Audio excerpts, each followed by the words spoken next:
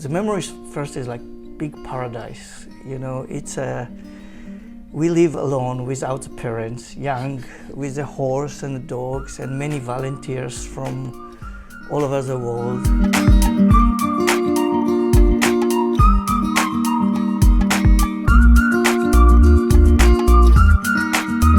Today on the podcast, I'm pleased to welcome Yoav Keidar.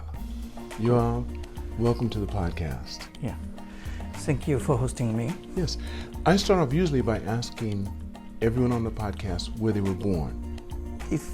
My first question that I was expecting was, what is this metal that you have on your neck?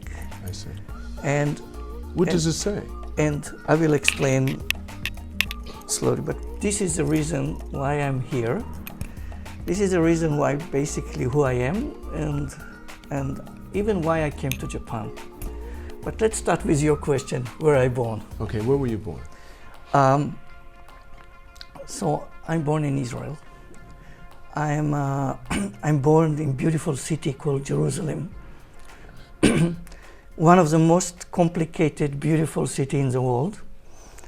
If no one been there, I really recommend to come. I born to very typical Israeli family, and I think my family tell all the Israeli story. How many, you have brothers and sisters? I have only one sister. Older or younger? Younger. How many years? We have six years different. So you're not really close? We are very close. That's good, because it's very hard after about 3 years. I mean, I born to Israeli Jewish family, so usually when we talk about Jewish family, it's not only mother, father, and sister. It's bunch of the group. Every Friday when I was young, with my grandmother's house, we was sitting about 40 to 50 people every Friday. So family for me is 50 people. Mostly on both sides, mother's side or father's side? Mostly mother's side, and I explain why. Okay. So why it's typical for my mother's side, I'm kind of what you call in US a Mayflower. My mother's side come from Europe before the World War I. So in Israel, it's before Israel was established. I was going to say, yes. It's called like the second move of immigration. There was like the real pioneer of Israel. They are the guys. I mean, my grandfather was the guys that really started to build Israel, and all the famous guys, if it's Golda Meir, Moshe Dayan, all the famous name was with my grandmother in the same school, in the same kindergarten. And they are the founder of Israel, and later on also from my mother's side. Also my grandfather, when he arrived from Vienna, he was one of the guys that established the Hebrew University. Name like Einstein and Freud was in my house, not my house, his house. His house, yeah. And so this is my mother's side, and my father's side also very typical. My father family come to Israel after the World War II. So this is a Jewish family that was around the World War II in Europe. Okay. So they have also tough time. So when you ask me which side, the mother's side or the father's side, so actually from the father's side, only my father and his sisters and like this was survival. So I almost don't have the father's side. The father's side was very wealthy family in Europe, very successful family. I think this is one main reason why my father and his family succeed to be survive. It's also kind of story for books, how they survive. So my grandparents couldn't speak Hebrew, actually. They speak German only. Right. And like this.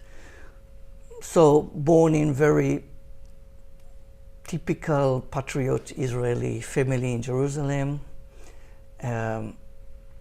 Father professor university, my mother was very high ranking in the government. And like any Israeli guy, I grew up in Jerusalem, and then some part I decided to move when I was young to kibbutz. To go to a kibbutz. How long were you in a kibbutz? I was about 6 years in kibbutz when I was young. So But only you, or did your sister go with you? only me. Only you. It's Now, this is a decision you can make. You can decide, I want to go to kibbutz. How old were you when you went? I was about, I think about 13. Yeah. So you're about 13 when you went. Yeah, and it's But after you did your bar mitzvah. yeah.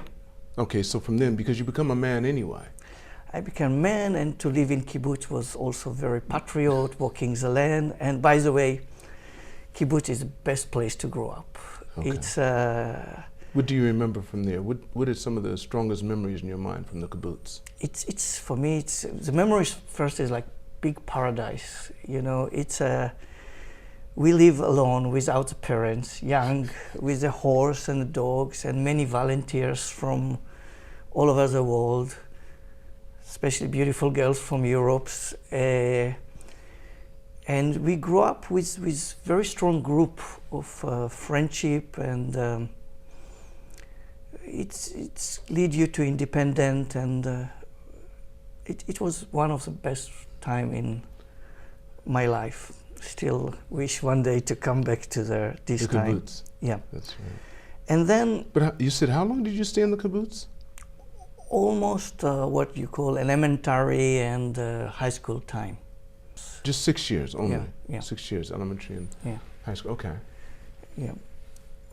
And from kibbutz, I went to the army.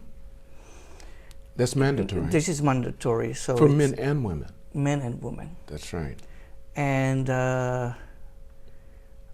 I was, again, very patriot, so I tried to go to one of the best unit. It was a parachute unit. And I was in this unit. I started, just to put in perspective, during this time in Israel. That was in the 80s. Yeah, so what we call during the Lebanon war, you know. Right.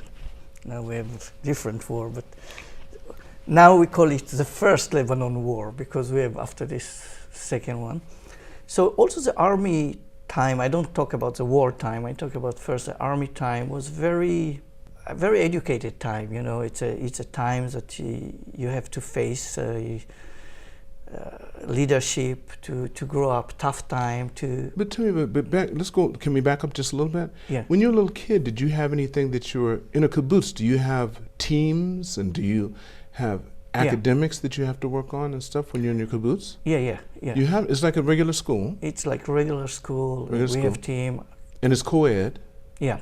Okay. So did you have anything that you found that you were particularly good at, sports, or was it academics? Which did you prefer?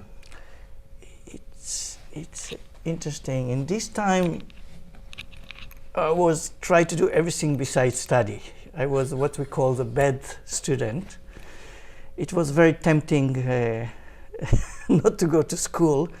But My kibbutz was near the sea, okay. and we have beautiful horses and beautiful friends. So I prefer usually to ride horses and to be in the beach. And also, I told you we go to the army, so we know that we have to go to the army in age 18. So we try to squeeze our life much more than think like this. We said, we don't know what will happen in the army, so we said, let's try to enjoy the life. Also, kibbutz is very socialistic concept, so he didn't think I have to study well and I have to go to Harvard or this in order to be good lawyer or to be good businessman. It's totally what in wrong way today called communist, but it was totally social, you know. We never use money. You had everything was available. Everybody was equal, everything was available. Yeah, and we didn't have money. I didn't hold money in the kibbutz. You know, you go to the shop, you have point. But how do you get the points? No, they know my points, and actually we didn't need nothing. Actually, we have everything. It's hard to believe. So no motivation. No one thinks that one day I have to be. I never thought in my life about making money. Money is important. I cannot explain. Cannot be more socialist. Think from the kibbutz, how to contribute. And basically my dream was just looking to the army because I want to be good soldier. You had to have a job in kibbutz, because if you don't have a purpose one way or another, then you're going to be shunned. Yeah, you must work in the kibbutz. So what was your job? So basically I work in two places. We have kind of concrete manufacture in the kibbutz, so I work in these manufacturers. Very physical job to clean the machines after we produce. And also, as any kibbutz guy, I have to work in shift with a cow, to milking the cow. I have picking orange, but the main job was in the concrete. How was it? I know you had to clean the equipment, but what else did you have to do? Was it dangerous by any chance? No, not dangerous. No dangerous. What about inhaling all of the chemicals from there? No, nothing like that? No, it was very healthy. No very healing, and like this. And again, it's all these years in here. It's kind of paradise.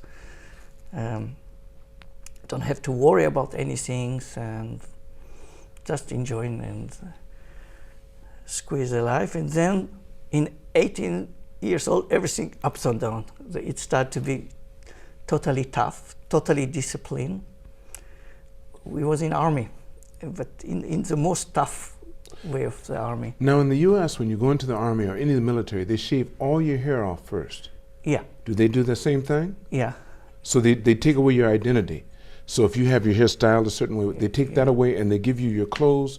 The clothes you come in with have nothing to do with anything. Yeah. They distribute everything for you. How do they do it in Israel? Exactly same. The same way. You know the movie Hair? Yes. This is one of my most favorite movies. I was going to ask you too. That's one of your favorite. Why? Why is it one of your favorite movies? Because it symbols for me everything. First, the cutting the hair. I understand how much is painful.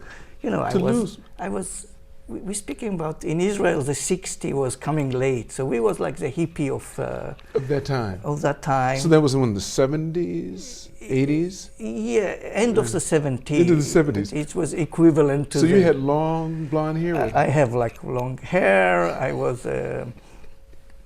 We was a hippies on. So you had bell bottoms. Do you have bell bottom pants?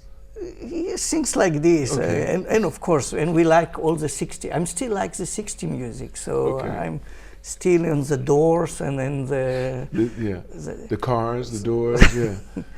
and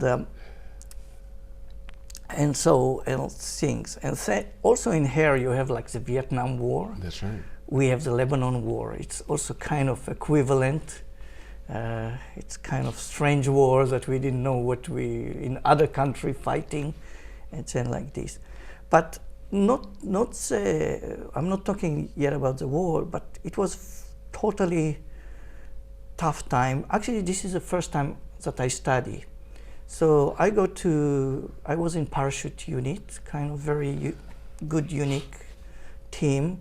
And in my unit, everyone have to be expert in something. So my expertise was paramedics. So, I am the team in paramedics, so I have to study. So this is the first time. So the army started to study paramedics. And as a young guy, I started to do all the experience, and I could do operation, And then when the war started, I really did operation on the field, What was your first operation? Because that had to be the one that you would never forget. It's a long story to explain. I have a kind of, I don't know how to explain it. It's like the movie Forrest Gump, that I was always in the most complicated situation and like this. So I was sending actually with my unit to some mission. it was totally not with my unit. It's a very complicated story. It was Lebanon war. It was very complicated, and we try as Israel to build Lebanon army, and we built some commando unit for them. And this commando unit go to do some operation, and me and my other team member and another special guy from Israeli, we need to guard him. But in nowhere, when we do the operation, suddenly they told me, listen, they have ambush, and all these 12 people was hit. And basically we couldn't go back to Israel because we are not allowed to be there. So I was in very complicated situation with 12 people that was shooting and like hitting in some place that I cannot say I'm Israeli.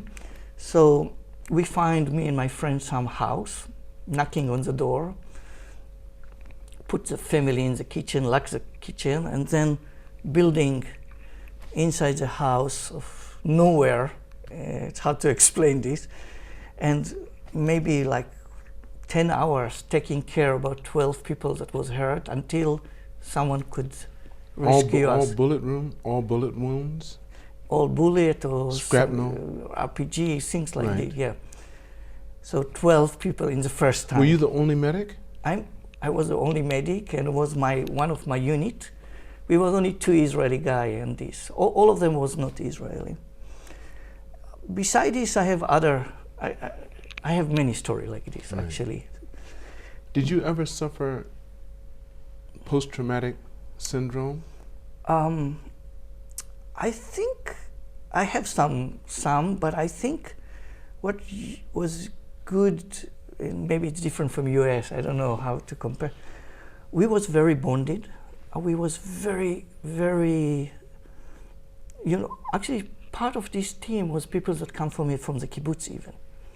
So we was very strong and supporting each other and sing a lot and have so we didn't have time to think about these kind of things. I think my most post-traumatic time in the time of the army is when my girlfriend left me. Then I broke my heart. This was the most hard time in the army. How long had you been in the army before she did that? We was together. She was my girlfriend from the kibbutz. She was the first girlfriend. So we was like 2 years before the army, and I think 1 year in the army, 1 year and a half. And this is when you still had letters, right? There was still letters. So you got that letter. Yeah. We used to write letters. Yes. Actually, I'm keeping still all these so letters. do I. Yeah, it's nice, these letters, and it's some of the. That was worse than any of the other injuries. This is the most hard time that I have in the army. But then again, I think because what you said, I think that maybe we don't have as much in America because we don't have the kibbutz. Your camaraderie with your fellow soldiers. Yeah. They could sympathize with you, empathize with you, and help you make it through, even with your girlfriend, because some of them got the same kind of letters. Yeah, we share the letter. Right. And actually, I was paramedic, and then I become team leader, and in the end I become kind of the head of the unit. I was a company leader. How many years? So this is also different between. So I will go back to Japan, but basically I was with this unit as a leader until age 42. So you had a career in the military? No. I left the army. Because you went in the army at 18? Yeah, and I left the army after 4 years. Okay.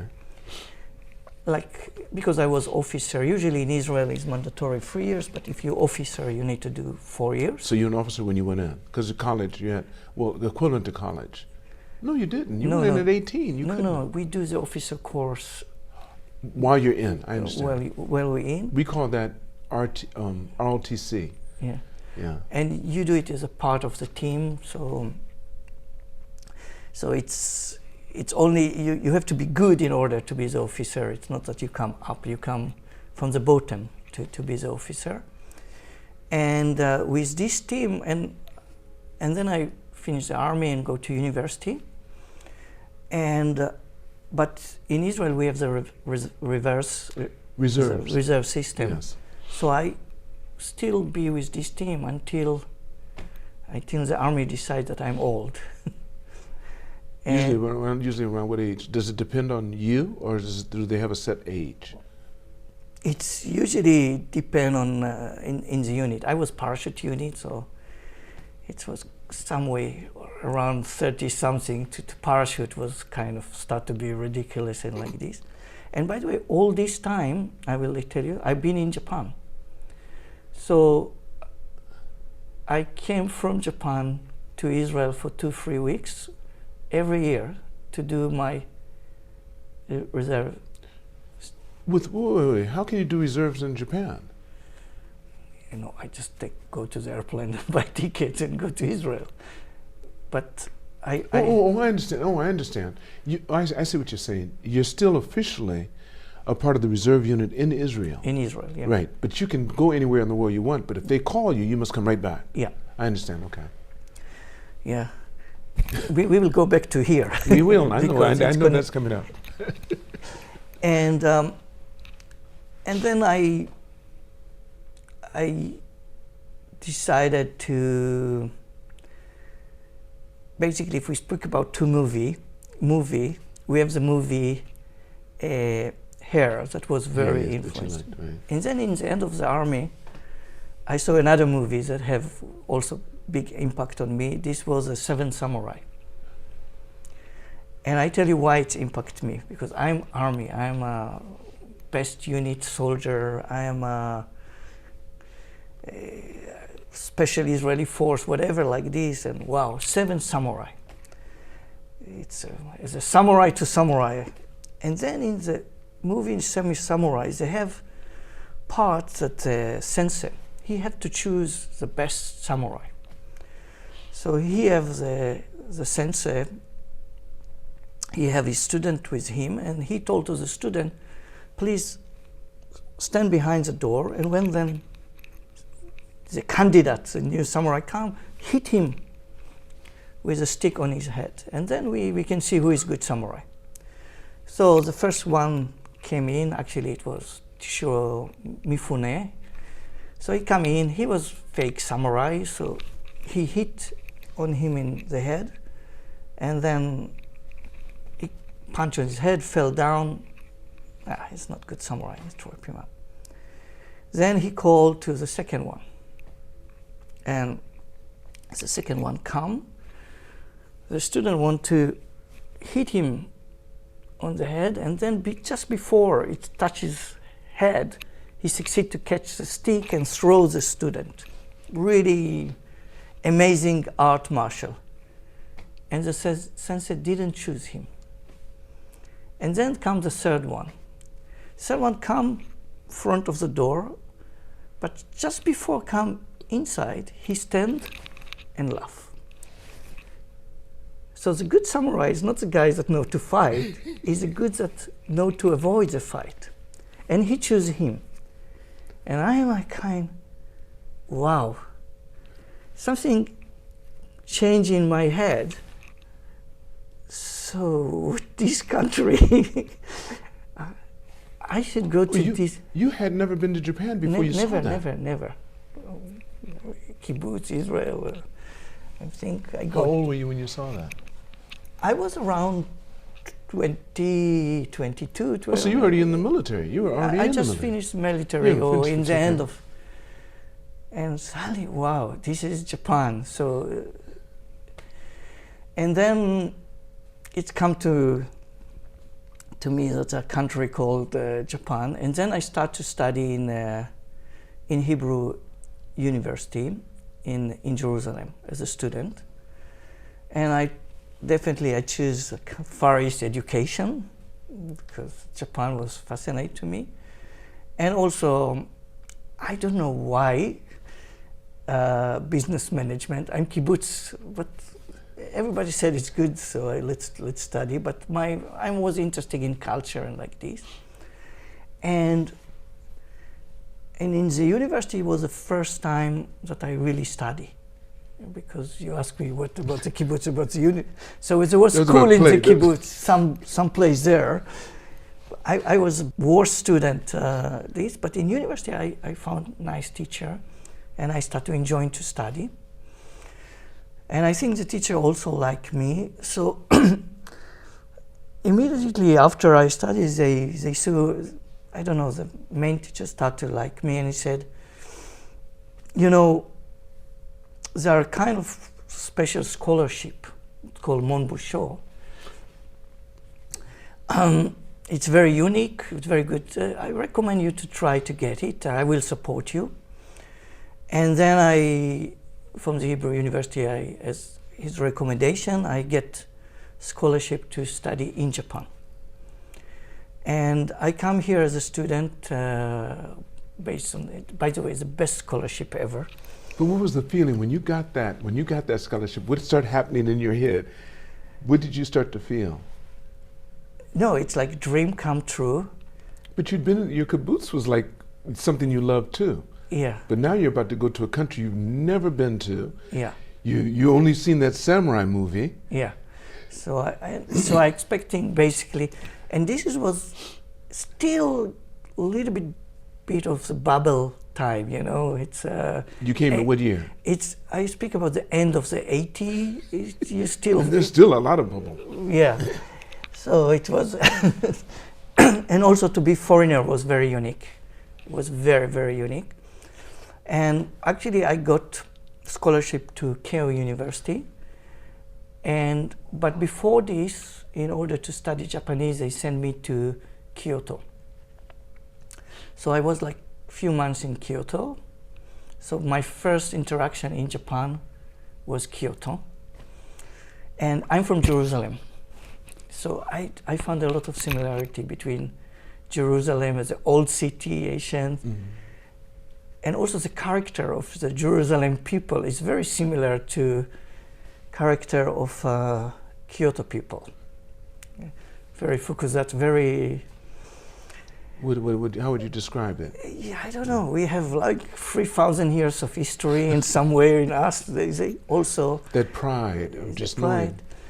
And it was, for me, it was amazing. I don't have, you've been there to discover new adventure, new country, new culture, and everything was amazing. I can tell hours of story with the first time I go to the Sento, the first time I did. And you're alone? Were there any other people from Jerusalem with you? No, I was totally alone, but... Any other foreigners? But we was a group of foreigners. From where? From, I think mainly was group, we was about 5 of, I remember two girls from Australia and one British guy and I think one French guy. Did you have any, did you get along with them or did you stay basically by yourself?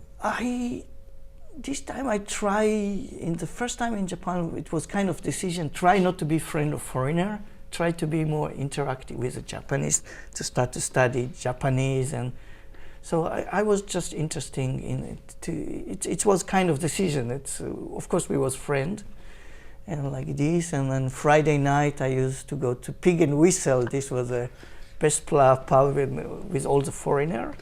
So it's not that I was totally, but I was very interested in to interact in.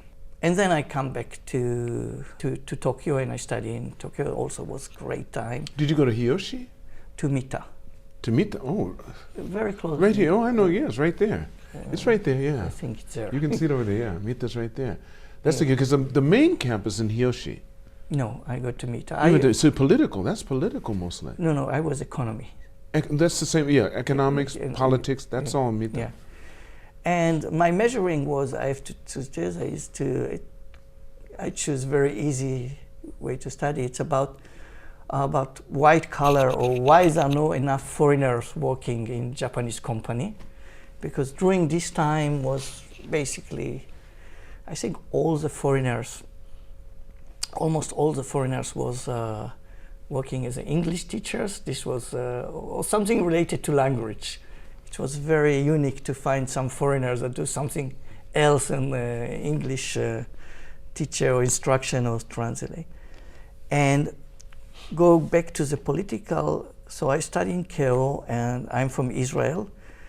During this time I was just focusing in culture, understanding. I see myself as the next professor in Hebrew University.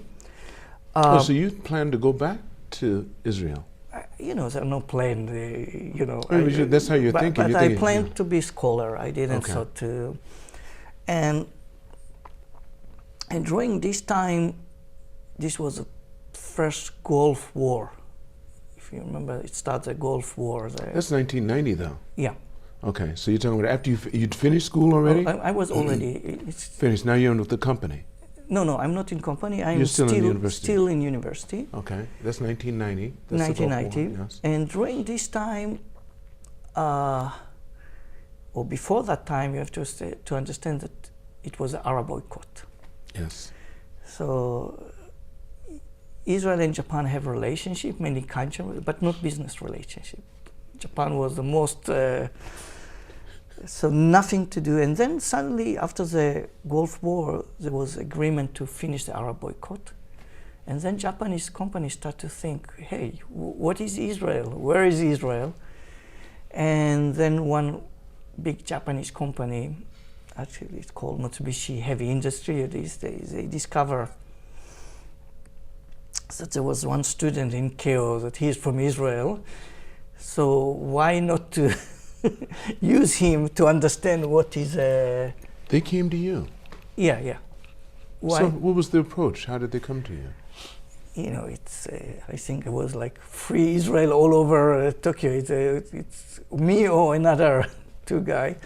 And I think through someone in Keio, they make introduction and they start to using me to understand Israel and to help them in the international division.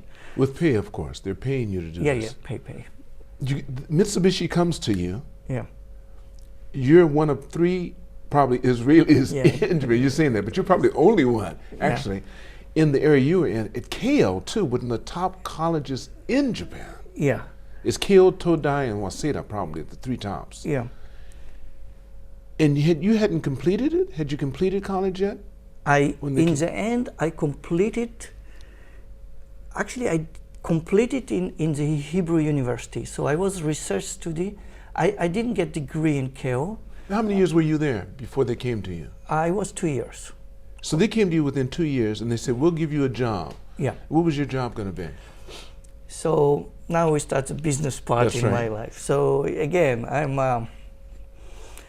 So basically, they want to understand someone in Israel, and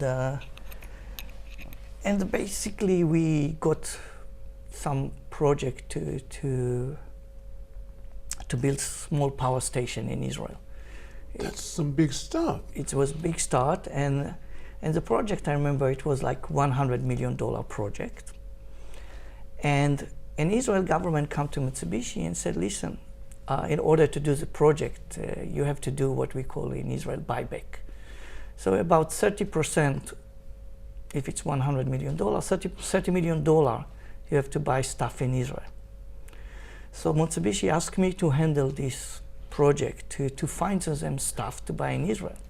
You're just being paid a salary only, or do you get commissions? Or? Just salary student from Kibbutz. Wow. And I tried to find something in Israel that will be nice to Mitsubishi, and I couldn't find nothing. Because Israel is not manufacturing country. But we start to have idea of high tech. It was the beginning of the high tech. So Israel come to me, some ideas. He said, we can do different deal with you. And I said, what is the deal? They said, instead to buy $30 million goods in Israel, if you do investment, we can counting every dollar as a $2. So if you do $15 million investment, we can count it as your. And then I come to Mitsubishi. I said, we can do investment. Let's do investment. And Mitsubishi said, we are manufacturer. We don't understand in investment. And then I come with the idea. I said, I studied Japanese. I was in. I come to Israel government and I said, listen, you know, in Japan you have Daibatsu, Keiretsu, it's groups, this group is manufactured, this group is like this. Mitsubishi cannot invest, but other group of Mitsubishi, if they invest, it's okay for you? They said yes. So I told to Mitsubishi Heavy and I said, listen, you don't need to invest, just try to introduce me investors. I will try to bring to all these investors opportunity from Israel, and all this investment will be under your account. So they said, okay. So we go to some Nomura Shoken and this, and everyone I start to propose them idea from Israel high tech, and they start to like it. So they started a small investment, and all the investment want the account of Mitsubishi, and then they really liked this idea, all this group, and they introduced me many famous businessmen, including Mr. Son from SoftBank that he was just start, and everyone that was interested in investment. And you're still only salary. And then I come to Mitsubishi and I said, it's okay for you that instead of all these investors, I can arrange them. This time I didn't thought about fund even. I call it club, I call it investment club. And they said, yeah, it's okay, go ahead. So I left Mitsubishi and I make investment club, but still I have about 20 Japanese investors. They pay me about huge amount in this time for me as a student. It was $2,000 per investor. And I start to introduce investment, and Mitsubishi was very heavy because they do other projects, and all the project was under the account. So from time to time, I make more investment, and then in some point, I create what people teach me is something called fund. But during this time, when we do some investment, I discover very interesting technology, Israeli technology for missile technology, kind of anti-missile technology. But this technology, we can convert it to medical for what we call image guided. So it's basically image guided. So I took over this technology, and with this technology, I start to have money. We create kind of image guided for what we call for implant. So this was also the beginning of the implant industry, and implant was very expensive, but most of the dentists in Japan was afraid to do implant because it's very, you have to drill inside the bone, and it's risk. So nobody want to do, but with this device, the image guided surgery, it makes the life very easy. It's like computer game. You can see where is the drill located when you drill in the bone. And so I thought it was a good idea, and I thought maybe instead to sell this technology, I will create a clinic by myself. So I go to some dentist, and I do for him share profit, and I have like my first clinic. And then it was very successful, because think about dentists, they are the most businessmen. They can do in 1 hour to stop the hole in Nimayen, or to do in 1 hour implant and get 1 million yen. So they understand the calculation. Most of the doctors not understand this calculation, but dentists understand that 1 million yen per hour is better than Nimayen. And then I start to build network of dentist clinic. That are yours? It was mine, and the doctor walking like this. And who was supporting me a lot during this time, it's just like it was Hitachi Medical. They want to make CT for jaw, but CT for dentist. But dentists, why dentists need to have a CT, X-ray is enough. But if you do implant and all this, CT is extremely important for the image guided. process. So it was really good opportunity. So Hitachi Invest, they give me huge investment with this money. I start to build the clinic. They start to sell their CT. The one that goes around your head like this? It's like this. The CT, yes, CT scan, because it has to go, yeah. Yeah, it's for the jaw, yeah. Exactly right. And you do like this, and then you make the program and like this. So so this is what I start. And on the other hand, I continue with the fundraising. So I merge all my investor to another fund. So I start to have like two arms. And since then, I try to do two things. One in the finance, I build more interesting finance structures. The last structure that we I remember we create fund, we go to all the, all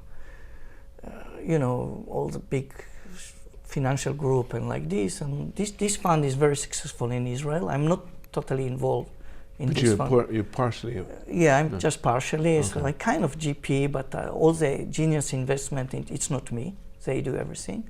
But I'm still help them to raise a fund in very creative way. I think the last one was, this was also a long time ago. It's we decided to create, we call it a Jewish Technology Fund, and the idea was to attract all the retail money in Japan. So we build kind of unit trust that basically we come to, because high tech, everyone want to invest in high tech and like this, but problem for wealthy people or retail people is it's not liquidate. So you have to wait until they exit, and also the barrier to interest is very to come in is high. You need to put like $1 million. So we said, if you want to invest in Israeli high tech, you can start with Ichimayen, 1 unit, and you can take the money whatever you How long ago did you do that? How long? Is this new? No. It started in 2007. And it's going on now? It's going on for now. Israelis? It's in Japan. It's in Japan, for and Japanese? Now, and some Japanese famous banks selling this. They don't call it anymore. It's institutional, it's not private. It's institutional, right? So it's for bigger companies? No, it's sold by institutional, but it's for private people. So anyone in Japan can say, I want to invest in Israeli high tech, and he can buy unit. 1 unit is Ichimayen. And of course the structure is like, if you have like $100 million, it's 50 we invest in public company, 50 in private. So we always have liquidation, and even one time we brought a kind of group of sumo to Israel and put them on the Dead Sea and promoting the fund, and it was very successful. It's still running on. I'm not in this, and what I'm mainly focusing beside this finance like this is, after the dentist company, I sold this company. Actually, it was divided to 2 parts. How long ago did you sell it? Well, it was in 2002. Oh, so you sold a long time ago. No, so this was a quick turnover. This wasn't, did you do it over a 10-year period? No, it was around 5 years. 5 years. Boom, 5 years, and then you sold. And I sold. Right. And then I to a Japanese company? No, I sold it, not to a Japanese company. I sold it to the dentist. So each dentist bought for me, buy out the clinic, kind of was buyout. Okay. Later on, with same technology, same kind of concept, we create electronic pen. This was the time of the electronic device. This was, the idea is like electronic pen, whatever you write is like pen. You can come into the computer. This was also a successful company. This company I sold to, it's a company called Pegasus. Later we can do Yoav Keidar Pegasus in Google. You can see how much I sold it even. This was for Chinese company. And then I start a little bit to have some romance in China, to expand my business to China also. And of course I have also not successful story, but it's always creating company, and so all my company was kind of akaji, losing, and if I succeed I sell it or even go to public, and if not I have to close it. Is that what you're doing now still? And what I did recently, actually one of my big institutional investors, they have a system integrator, and he offered to me a long time ago why not to take over his system integrator. And what I do, I took over his company. So I have now about 120 Japanese engineers. And this is very old Japanese system integrator, second tier, very, main business in call center and HR management software and like this.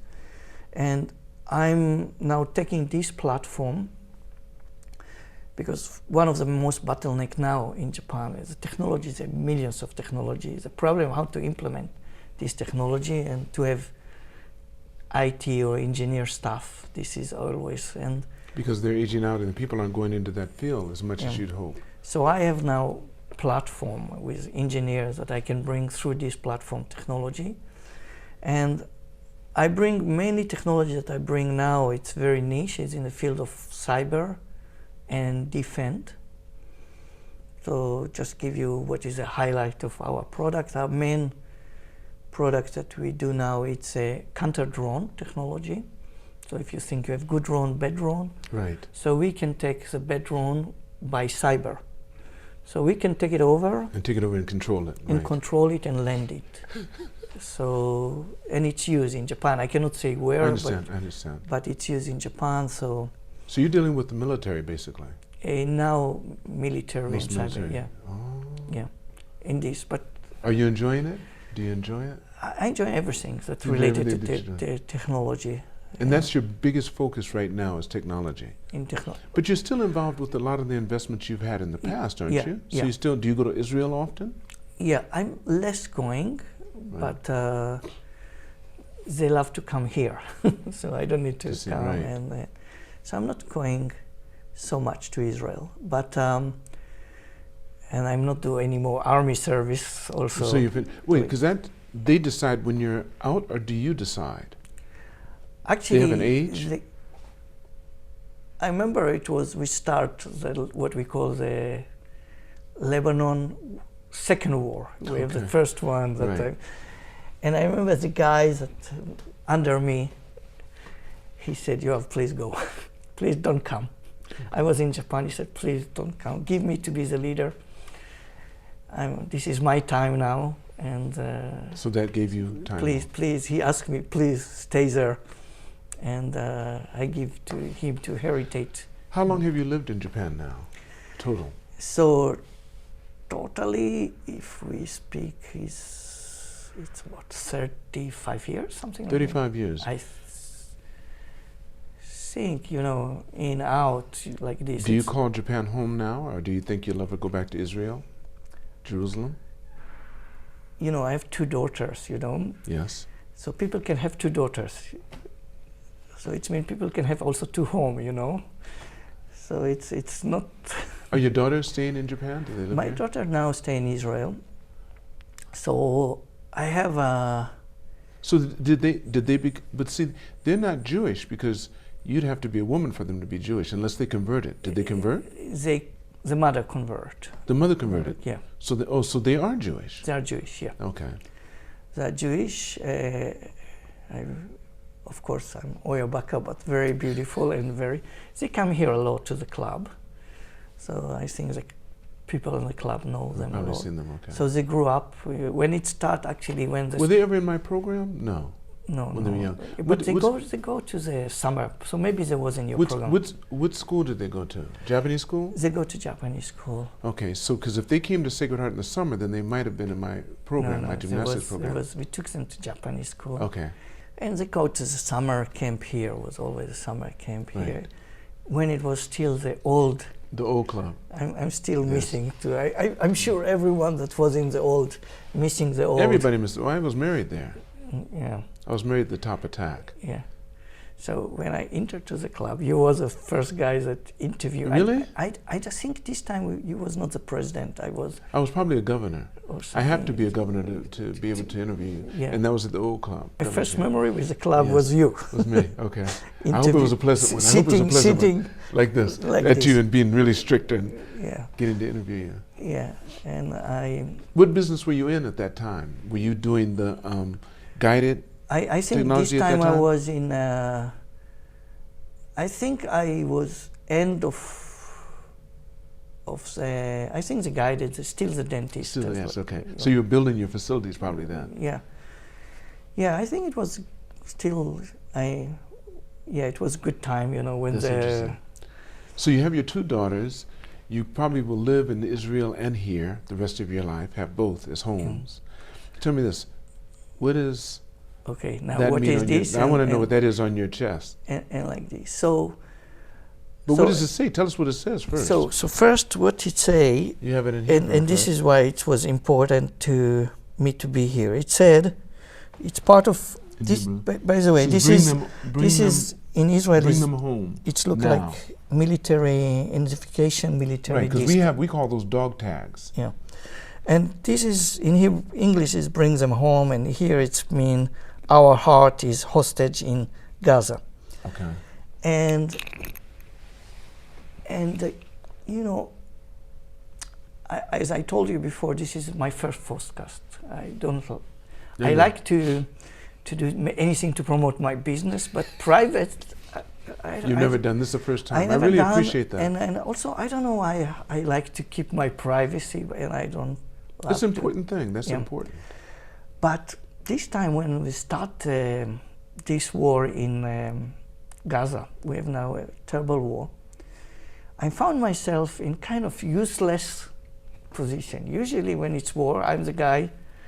This is the first time you're not the guy. I'm not the guy. I'm usually with my unit in the front line in the most difficult time, and I'm useless. I'm calling to Israel to come, and my daughter's now in Israel. Actually, did she go to kibbutz? She's in the kibbutz? No, my daughter was growing up here and studying in university in Israel. Yes. My first daughter actually just finished law, and she started to work as a lawyer. She's 27 years old, and my second is 25 years old. She still studies psychology in university in Israel. And my first daughter, she's already a lawyer, but the army called her back. So they've done their time in Israel. In Israel, and my oldest daughter, she's now in Gaza, in the army. And she do very tough job. You look at her, I will show you a picture, she look like adorable. She already finishes the army, she's a woman, so she did her duty and she's finished university, but she in the army developed some skill, investigation, negotiations, and other skills that she developed during the army. So she have in very special unit in Israel that nobody thought to use it. It's a unit that deal with hostage.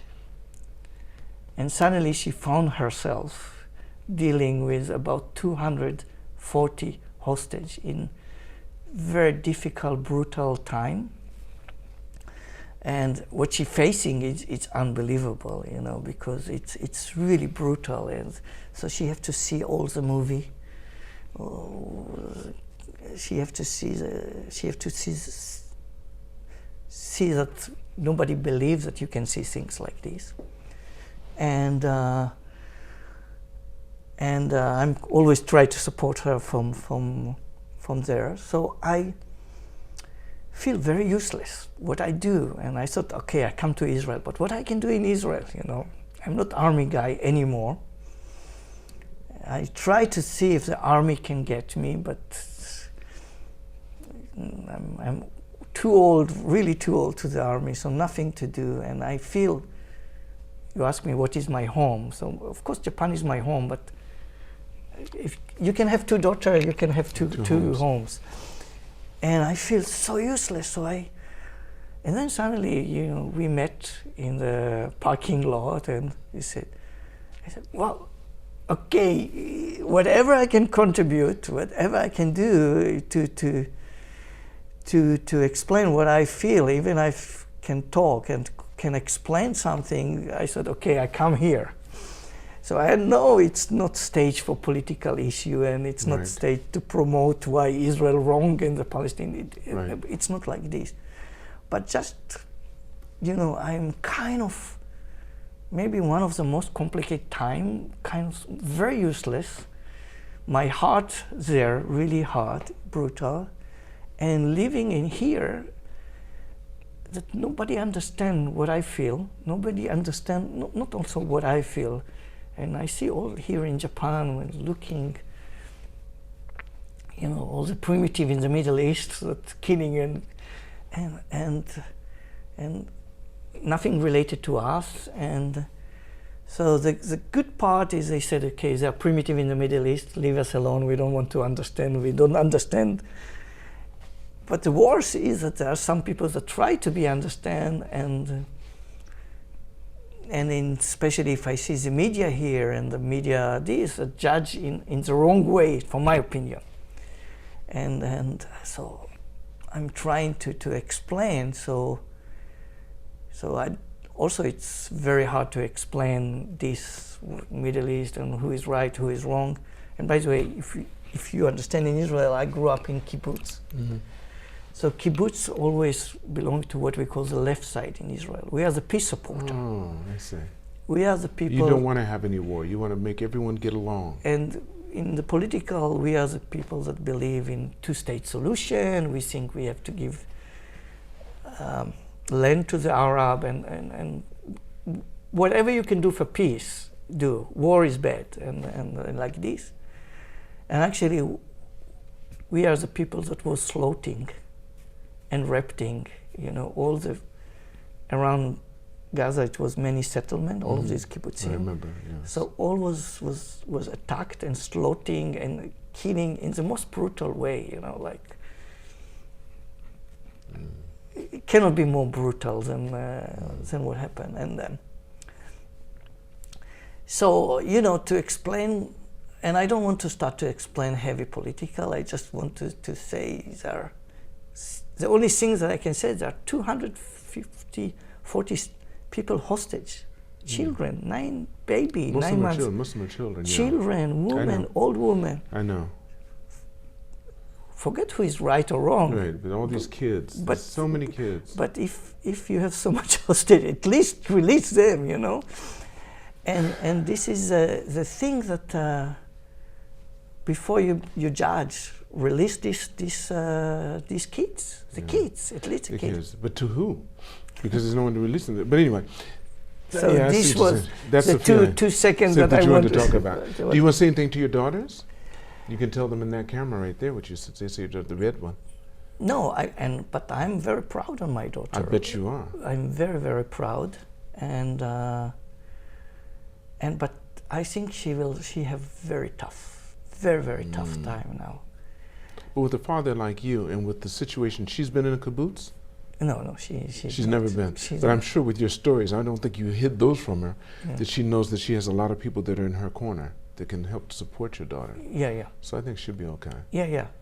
And again, we have very strong family also in Israel. So I think so, especially on your mother's side. Yeah. Let me ask you this, Yoav. Yeah. Before I end the podcast, there's always a question I like to ask everyone. Yeah. If you could magically go back in time and meet the younger Yoav, how old would he be, and what advice would you give him based upon all that you know now? First, if the younger Yoav from the kibbutz will meet the older Yoav that's sitting in American club with this, they will not recognize each other. Totally nothing connected, It's pure socialist guys, that hippie, that But would you go? Is there any time in your life you'd go back to try to give yourself advice, if you could? No, I think it's I feel that the life is like leaves that follow the river, it's a stream of the rivers, and give it to follow you. You know, you don't never know where it's take you. I never thought to be here in age 57, almost 58, in this kind of position in Japan with a company with 150 staff, and they have this and this and this, but you see how the life take you if you just give it on, you know. That's true. That's true. So I understand your feeling with that, because that's basically how I feel. Yeah. I feel like I wouldn't do anything to change where I'm at because I like where I'm at. Yeah. And it's a journey. Yeah. With that, thank you so much. Thank you. Yeah. I want to thank all of you for watching and or listening. And never forget, it's all on loan. So continue to reach for the stars. Because you're too blessed to be stressed.